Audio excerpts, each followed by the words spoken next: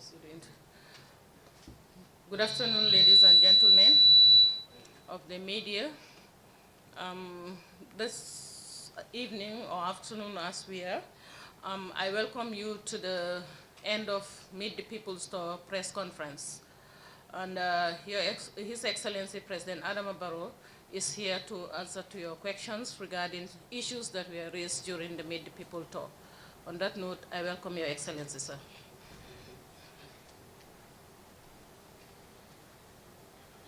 Thank you.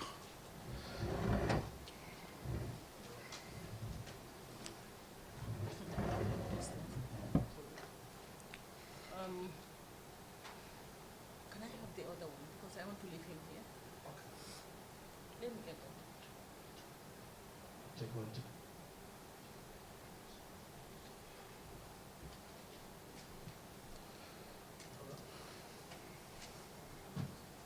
We'll go by the rule that the rule is that you announce your name and the media you represent, and then you ask your question. I will first give the opportunity to Modu Jallo of the Gambia Radio and Television Services to start the press conference with his question. Thank you so much, Madam GDPR. Good afternoon, Your Excellency. And thank you also for this opportunity to talk to the press after almost the end of the tour. We have almost come to the end of the tour. For starting, success and the expectations. Yes, good afternoon, Modu, and good afternoon to all of you. I will seize this opportunity to thank you for accompanying us during this Meet the People Tour 2023. It's an honor to be here with you to answer some of your questions. Modu, going straight to your question, well, the assessment is overall, I think it was a very good tour. Basically, I think no issues, and overall we are very happy because we feel that the communities that we visited, they have recognized the efforts that government is doing, especially the social projects that we are doing. We have completed some of them, and we have started new ones. So I think that have given hope to the communities that we have visited. So overall, the tour was very impressive, and we are satisfied with the tour. As I said, I think there were no issues as far as I'm concerned.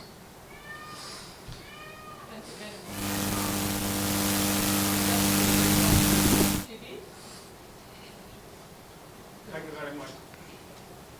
Thank you very much. This is Commander Lamin Choi, Guilty, Your Excellency, granting us this opportunity. During the tour, you've called on Gambians on both sides of the political divide to join you in the best interest of national development. Do you consider inviting the opposition, sitting down with them face to face on a national dialogue for the development of this country? Thank you.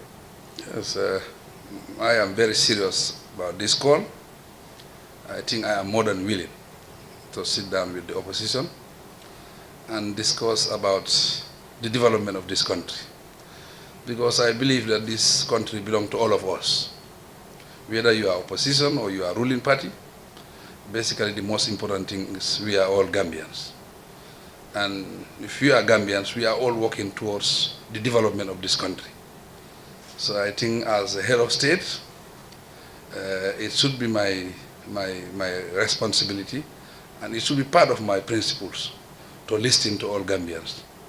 And then listening to all Gambians, you will learn in the process, and it will help you in doing your job, because the job you are doing it for the entire Gambian people. And the projects we are doing, we are not distinguishing who is opposition and who is government.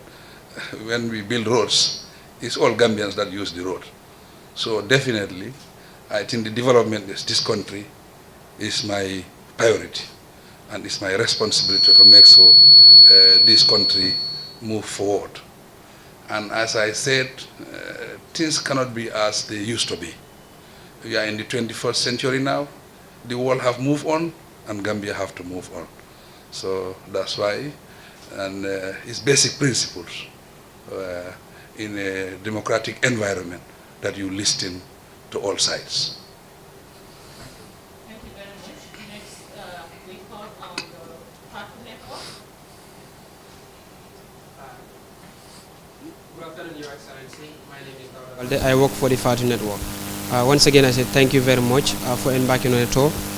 My question is, during this tour, you've heard about the concerns raised by women, most of whom are market vendors, and they are affected by the ongoing nationwide Operation Clear the Roads. What plan does your government have for these women, most of whom are also depending on their daily sales for survival, in long term and short term? Yes, that is true. There are a lot of complaints, but one thing we all have to understand: we cannot govern this country by just doing things the way we want it. We have to follow due process. We have to respect the law. This is what everybody should understand. It is part of government responsibility to make sure we build markets or create environment for business, and government is doing that. But I can tell you, some of these women who are maybe sitting on the road doing business, they have available space in some of these markets. If you go inside the markets are empty.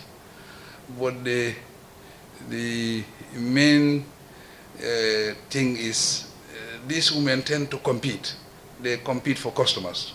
So you think that if you sit on the road, the first customer that comes to the market will just come to you and buy. I think basically that's the way they are thinking. But since then, I have talked to senior government officials so that we will look at the women market at Brusubi. Women market at Brusubi, as we speak, I think they are looking at that market because the market is built basically for women. And we have to look at that market. I'll be visiting that market myself personally. And definitely we will invite the women so that they will come and do business in that market. Because I've always been saying this: if the women are in a market and the people need their goods, obviously people will drive and go to the market and buy from them. I can give you an example. A lot of people drive to Tanje to go and buy fish. You understand? Because you need fish. Me, myself, personally, I do go to Tanje and buy fish. So obviously, if the women are positive and ready to work with government, we will give them professional advice, and we will make sure we provide a place for them to do business. Okay. Next, the point.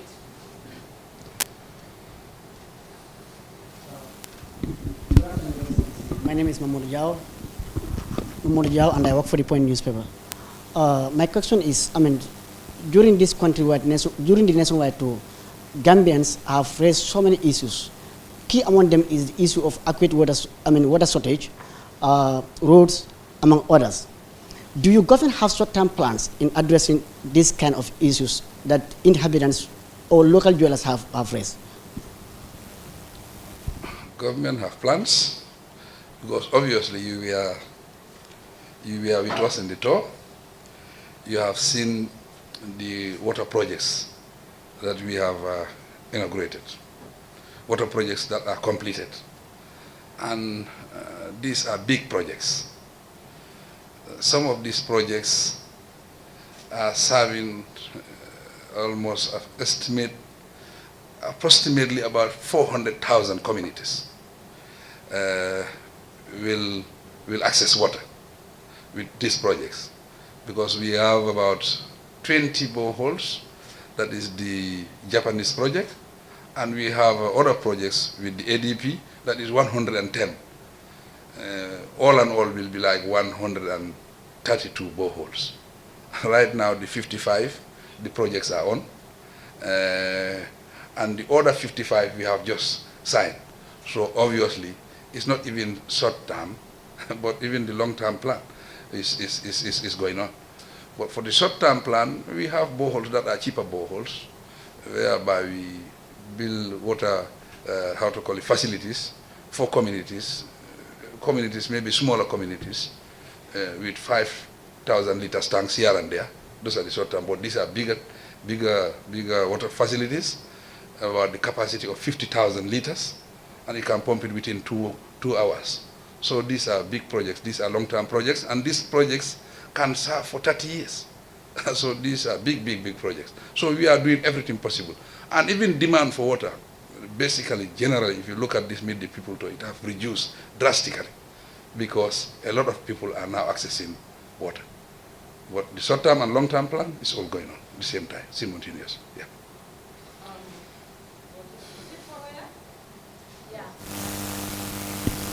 Mr. President, I am Mark Tumane from Foria newspaper.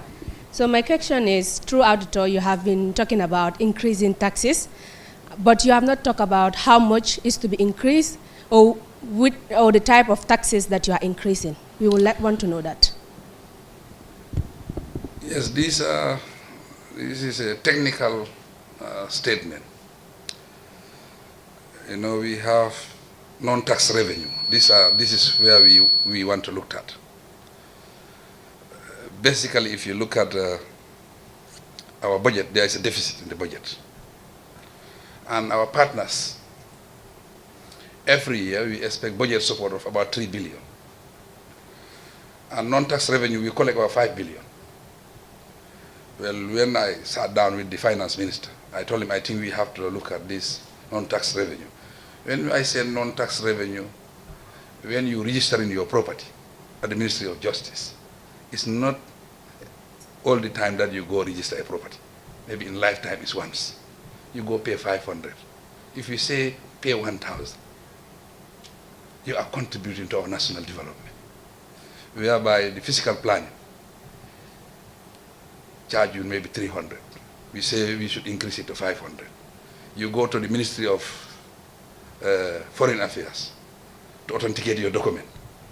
It's free. We say you pay 500 for that. These are the taxes we are talking about. These are not taxes that you pay every day.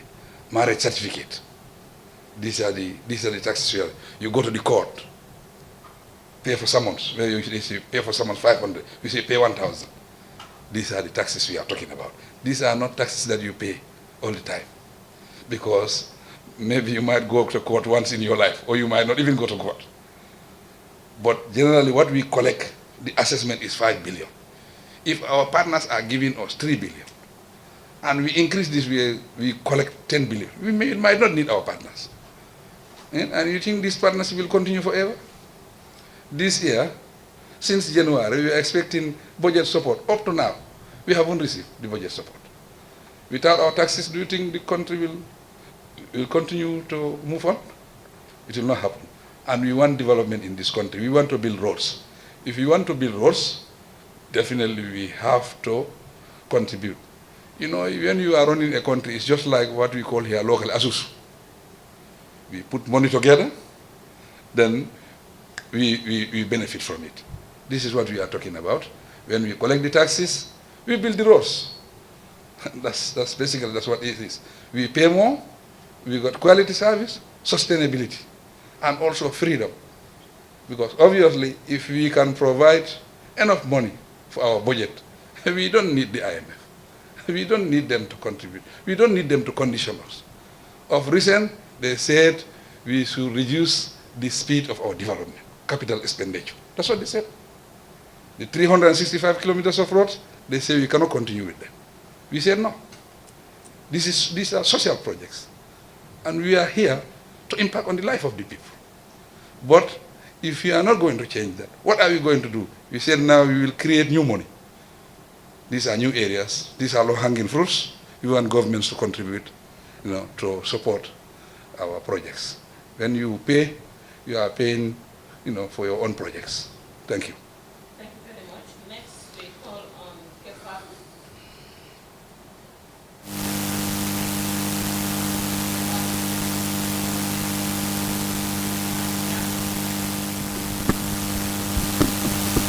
Good afternoon, sir, Your Excellency. My name is Maria Majalo from Nyato, Gambia.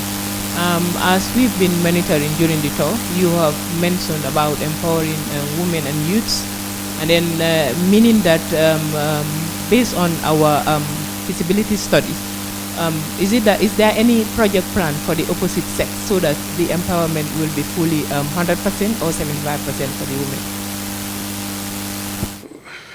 Well, I think we have always been very generous to the women, but we feel that it is not enough. If it is not enough, we have to get money somewhere. In this, we want to go further even to build a bank. That's what we are thinking. Because the women are the vulnerable group. Their access to finance is very difficult.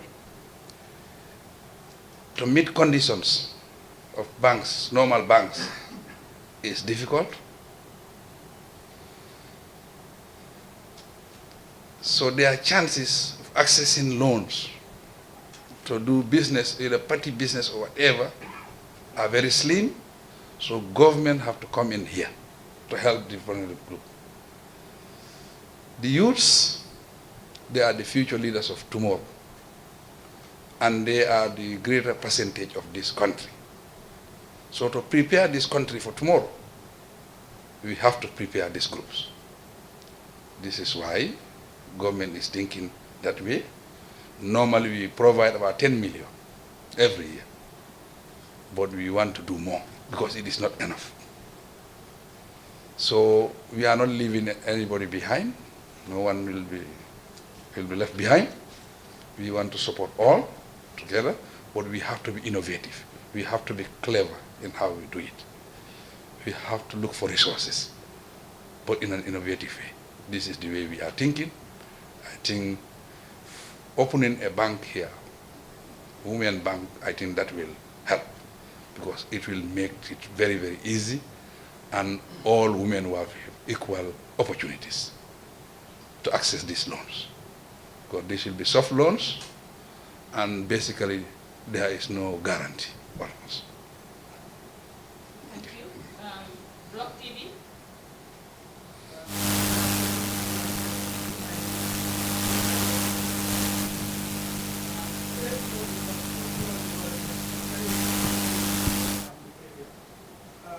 What strategies will the government have to address the use of land for development purposes? If you say development, specifically what do you mean? In case you government want to do a development and there is no land available, what are some of the strategies to make sure that there is land for development? Yes, I think with our reforms, we, under our national development plan, that is the IRWA, we are trying to make sure we plan how to govern land in this country. But in governing that land, what we want to do is to audit the land, to make sure all lands are recorded and digitalized. This is what we are thinking of. The moment you have the audits, you know exactly wherever any land is and for what use. Without this assessment, it will be very difficult to manage land. So this is what we are doing. I think that will give us an opportunity, to make sure we plan very well for land use. This is the way we are thinking. Okay. Next, we have Kairaba News. Good afternoon, Mr. President. My name is Diana from Kairaba. My question is, what plans do you have for young fishermen in the country? Yes, I think the Ministry of Fisheries talked about it. We are expecting, I think, if I am not wrong, we are expecting nothing less than $50 million as a grant under a project And in this project, we will purchase boats, fishing boats. These are big boats with all the necessary equipments in it for this country. And it is all for the young people. But this time, it will be different. We want to train the youth first. If they are trained, and we know that they are trained very well and professionally, they can handle these boats, and they can do this job, and they can take it as a business. That's the time now we will allocate these boats to these young people to do fishing in this country. It will do a lot of things for the youth. It will create jobs for them. It will create jobs, and at the same time, it will grow the economy, because they should play a very important role as far as our economy is concerned. It will also save us foreign currency, because we can export the fish from the Gambia. And foreign currency is a challenge in this country, because our export is very limited. But with that, I think we can increase our exports outside and bring in foreign currency into this country. That is good for our economy, is good for inflation. So this is what we have for the youth as far as fisheries is concerned. Next, we have Gambia Talent. Yes, so thank you very much, Your Excellency. During the course of this year's Meet the People tour, you've been advocating for young people not to embark on the irregular migration, which is the back way. So aside from the Saudi agreement that is going to help young people to travel to Saudi to basically work there, what other plans do you have for the young people of this country? Thank you. Yes, I think the Saudi thing is something new, but before the Saudi, we have our plans. I think we have visited Ndemban. We are trying to train our young people here, to train them as engineers. We want to train them as technicians. Skills. When you train young people and if they are skillful, that means you are empowering them. That means you are creating jobs for them. And most of these young people who will be trained, most of them are on government scholarship. And also, part of our trade policies, we want to move towards industrialization. In this industrialization, we are creating an environment so that business people can come here and create industries. I don't have the list, but for sure, if you go to Gaipa will tell you for the past 2 years how many companies have established in this Gambia and how many of them have started work, how many jobs they have created.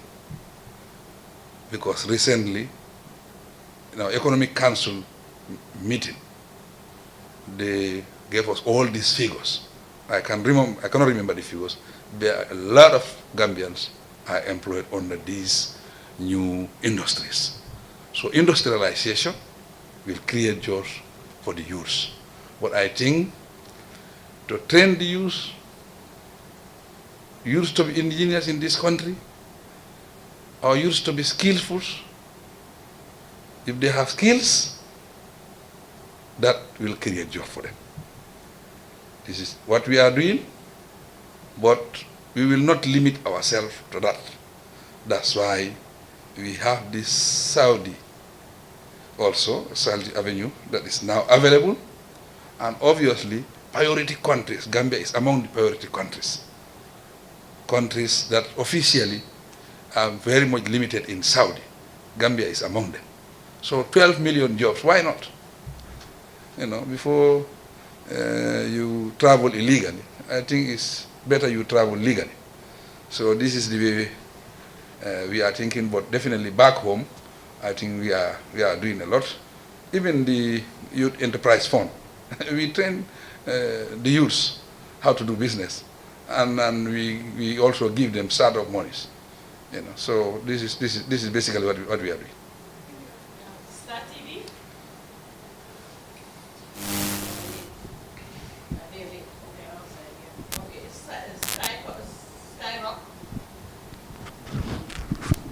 Thank you, Mr. President. I am Mariama Ifati from Skyrock TV.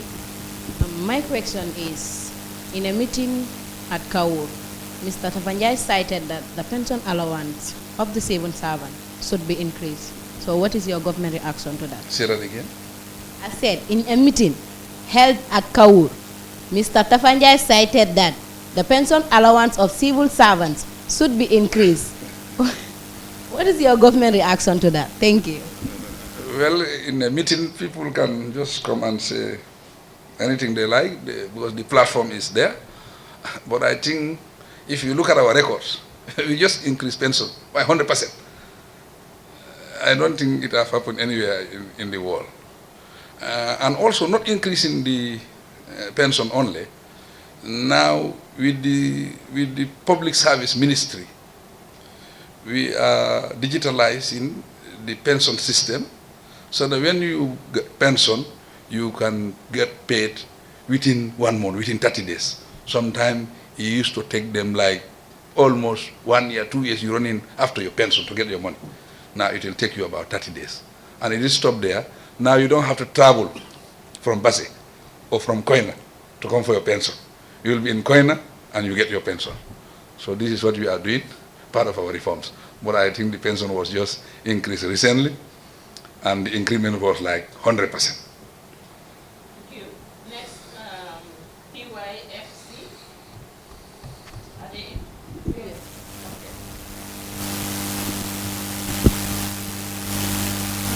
Good afternoon, you all. Good afternoon, Mr. President. My name is Fatima Jallo from PYFC TV.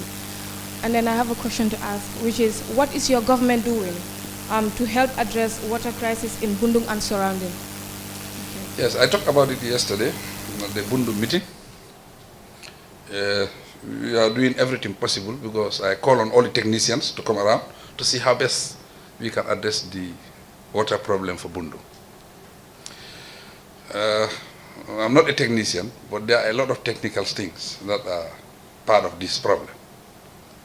One, the population of Bundung has increased.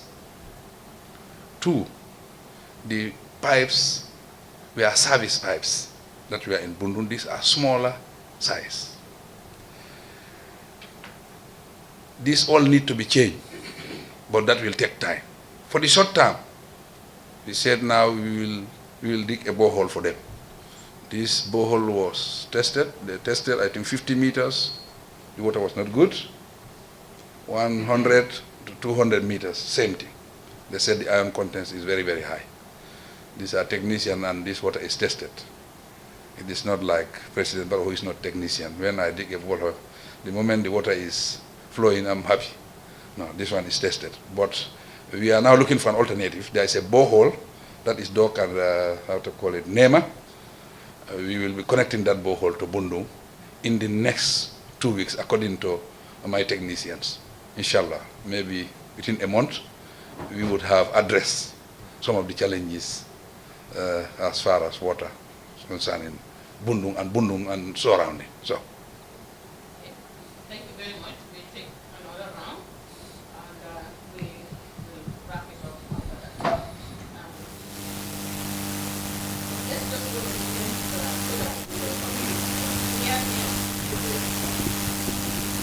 Your Excellency, during the tour, you visited several development projects across the country.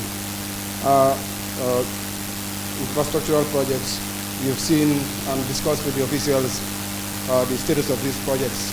Are you satisfied with the pace of the projects? Do you think they are going according to plan?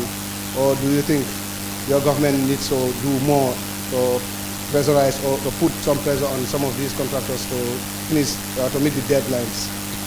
I cannot say I'm satisfied 100%, but overall I think we are progressing because there are some challenges, and the challenges also is not only government or the contractor. Here and there you can have challenges of supply, and this supply you are not in control. Some of these supplies are international, they come from other countries, like bitumen and all sort of, so these are some challenges. And also some of the quarries also, there are challenges. Sometimes they are tested, and most of the contracts you sign, these quarries should be within 5 kilometers. Sometimes they test within 5 kilometers. The quarries are not good. They are not happy with the quality of the stone that they have in these quarries. So that means they have to look for alternative. Sometimes the alternative increase to 10 kilometers, 15 kilometers. These all have implications for the projects. But the layman don't think that way. So these are all factors. So overall, we are happy, but we cannot say 100%. We are progressing, but there are challenges. But for sure, government, we are committed, and I am the chief consultant when it comes to these projects. So I make sure I follow up these projects. These are my priority projects, and there will be legacy projects. So I want to make sure that they are completed. But we're doing everything possible. Yeah. Thank you very much, Your Excellency, Honorable Chancellor. We had farmers. Usually the discussion is centered around Gambia cultivating groundnut, maize, coos. What is the government doing in order to diversify the agriculture sector of this country, to expand it into different areas? Thank you. Yes, that's why we are thinking of producing rice, because rice is our staple food. Before bringing in new varieties in the market, I think there is one market that we need to improve, that is rice production. Because we all eat rice every day.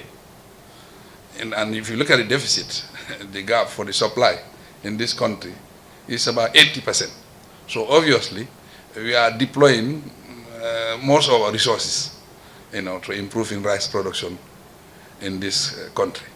So I think our main priority is rice, because as far as we are concerned, we are doing very well as far as groundnut, coos, because I have never seen businessmen importing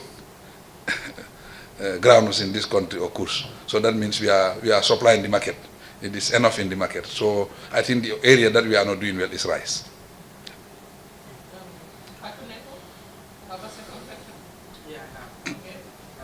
Once again, Your Excellency, during your meeting in Bundukafunda yesterday, a speaker highlighted challenges ranging to their graveyard, which he said is full to capacity and it belongs to the whole community of Bundu.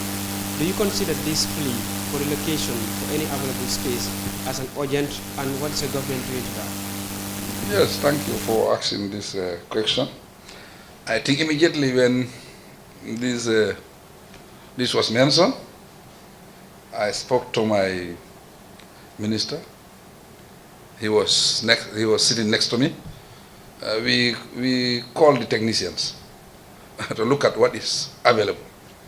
But when they look at, I think in their system, they don't have land available in those areas for graveyard. But they said there is no problem without a solution.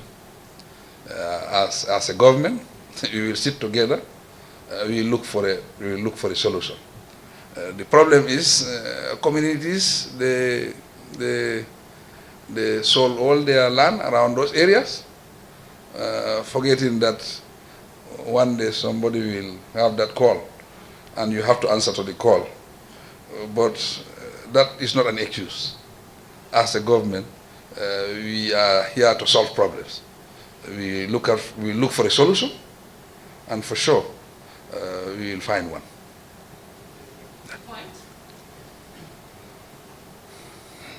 Thank you, Your Excellency. During your meeting in Lament, you spoke high about the NDP, which is dubbed as the Iriwa, and you have outlined your plan to have a new constitution. Are you talking about the draft constitution, or is there any plan to bring a new constitution? If it is the draft constitution, is there any amendment on it or not?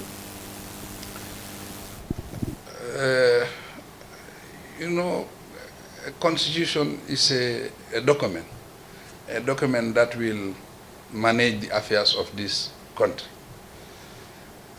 In that, we have stakeholders. It's the same document, but we want all stakeholders around the table so that we sit together, we iron out our differences, and see that if we can reach in consensus into it, so that we can adopt the document and sell it to the Gambian people, because obviously we have to go for referendum. Maybe we are the one at the privileged position, but we have our people around the country, our communities, they have a say in it. So that is the constitution I'm talking about. It's the same constitution, definitely.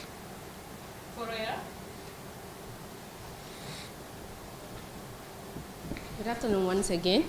Mr. President, people are concerned about the OIC road project, especially that of the 50-kilometer roads, which are in the Greater Banjul area. People are saying that the contractors are serious about these works when you are visiting. Like, for example, when we went to Brufut yesterday, people came out and they were saying, Mr. President, these people are working because you are coming here. But once you are gone, the work stops. So what is the government doing in terms of supervising this work to make sure that these people meet that timeline? But I don't think they would have been able to do all what they have done just within this short period that we gave them this notice. They might have increased their work schedule. That is possible. You know, but I think if you look at the progress since I visited the last time and now, definitely they have achieved a lot. And I said, well, what we see is only what is happening on the ground. But at the background, there are a lot of technical issues. Relocation here and there, demolition. So these are all small things that are there. Some of them, even they are ahead of the relocation teams. They have to wait. So we cannot just blame the contractors only. There are also other organized institutions. Gamtel is part of it.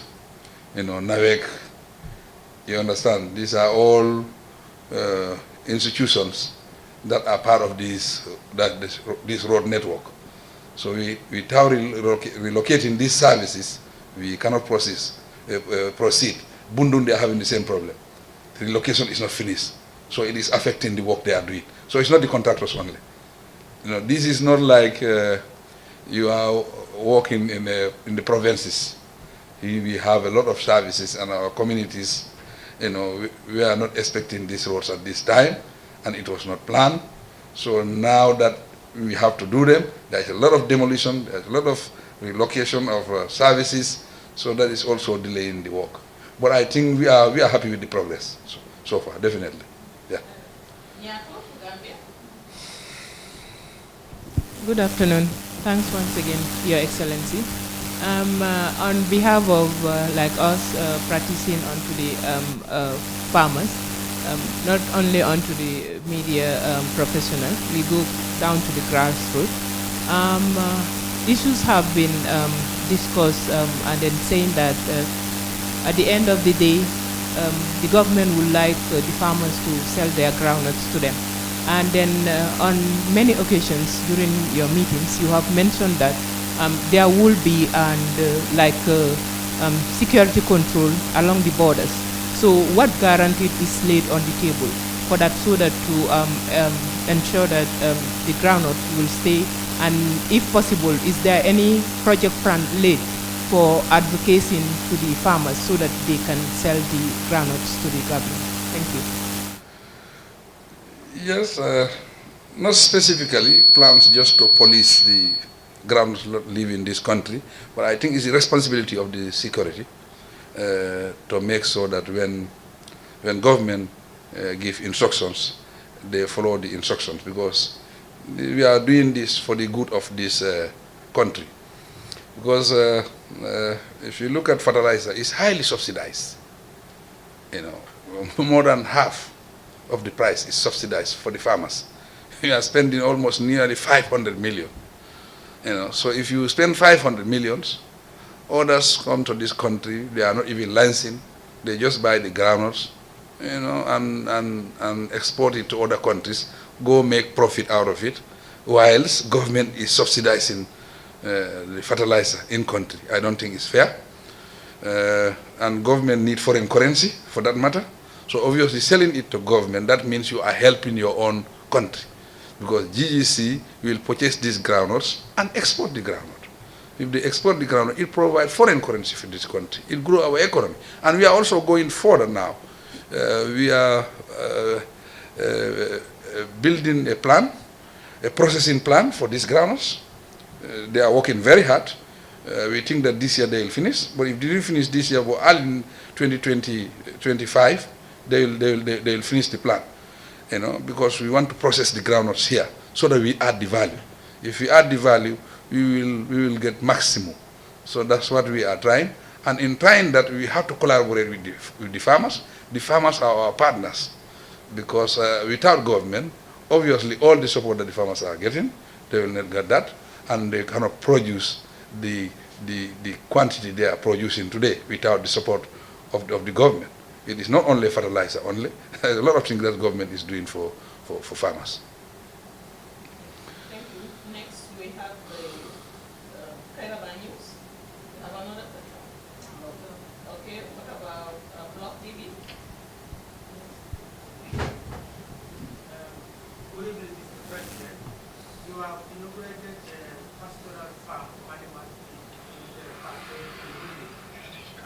Your government has planned to introduce such farms across the country for the animals? Of course, this is just a sample farm. Government will be doing other farms around the country, looking at the location of animals in the country, in different regions. But if I am not mistaken, I think we will be doing about 600 farms. If I'm not mistaken, I think that is the advice, that is the target, to do 600 pastoral farms in this country. So we will be doing this all over the country. But we will look at also, we will audit, the population of animals in areas. Depending on that, then we will be doing these farms. This is just a sample farm.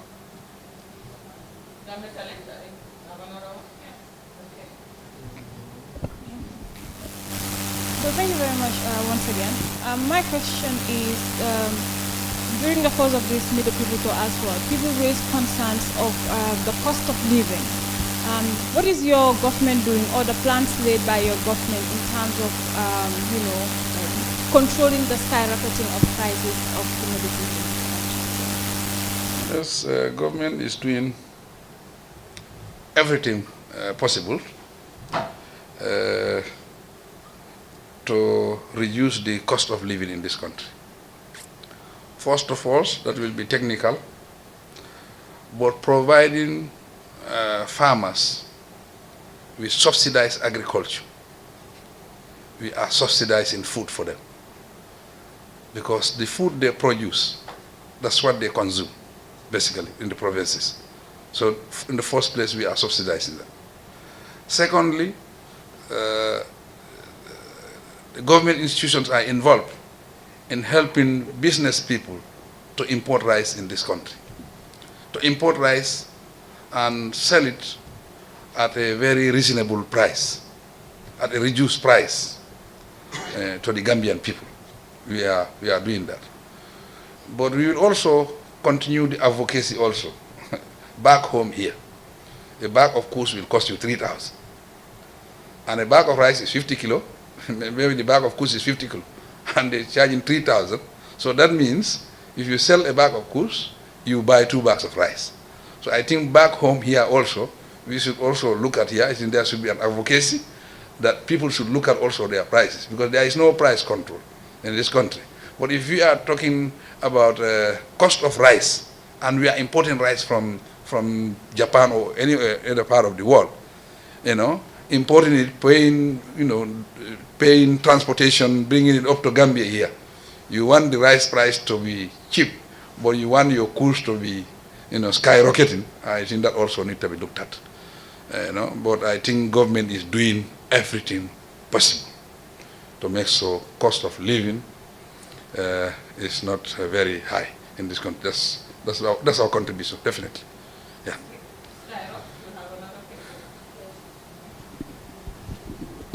Okay, thank you once again. After hearing from Lady Councillor Sanya, will your government increase the loan that are given to the women? Yeah. We are going to increase. That's why I said we will graduate to another level whereby we will have a bank for them.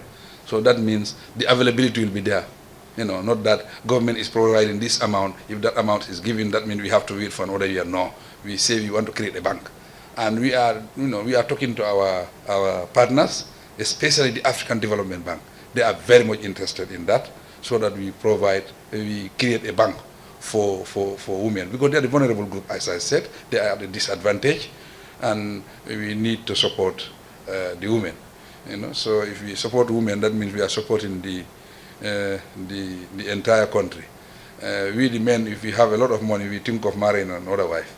But when you get your money, you think of taking it to the house. So we want to support the women. Thank you. Next, PYFC, you have another question.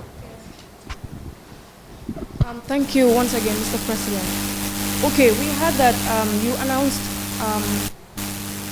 taking the youth to Saudi Arabia to find great pasture.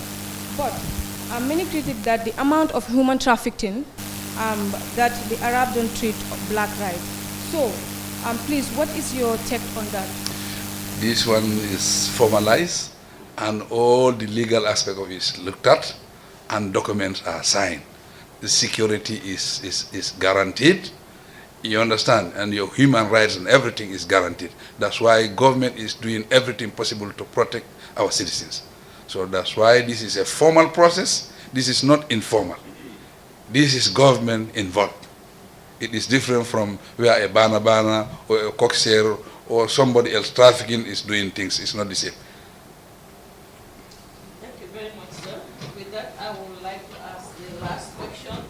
That is, your government has been given a scorecard by the MCC, the World Bank, and others. What is your opinion, and what do you want to share with Gambians regarding how the country was able to achieve such? Yes, the country was able to achieve a very good scorecard because we did a good job within this period. There is a room for improvement, definitely. But I think my message to Gambians is we should be together, we should support each other, and we should work for this country. As far as our democracy is concerned, we want all of us to be tolerant and be law-abiding, and make sure we do everything possible to work with government. And whatever we're doing, we follow due process. We follow the law. I think that is the best way forward and build our institutions. Institutions we are building, if the institutions are strong, it makes a huge difference for this country, especially the institutions that are independent. That is the judiciary, the audit, the national audit, the National Assembly. These are all independent institutions, the central bank. I think these are the institutions that we want to make them very, very strong. We want all of your support, especially the media. You, the media, you have a big responsibility in this because you have to be selling your country. Your news have to be positive. But always they say positive news is no news. But I say no to that. It is news because you sell your country and you sell good product about your country. If you sell your country, it benefits you. Because if a tourist is coming to Gambia and he happens to get a negative news about the Gambia, he might not even come. He might change his mind. If an investor wants to come to Gambia, hearing about negative things about Gambia, you think the investor will come? He will not. And that is the power of media. The media is very, very powerful. So you want the media to be very positive.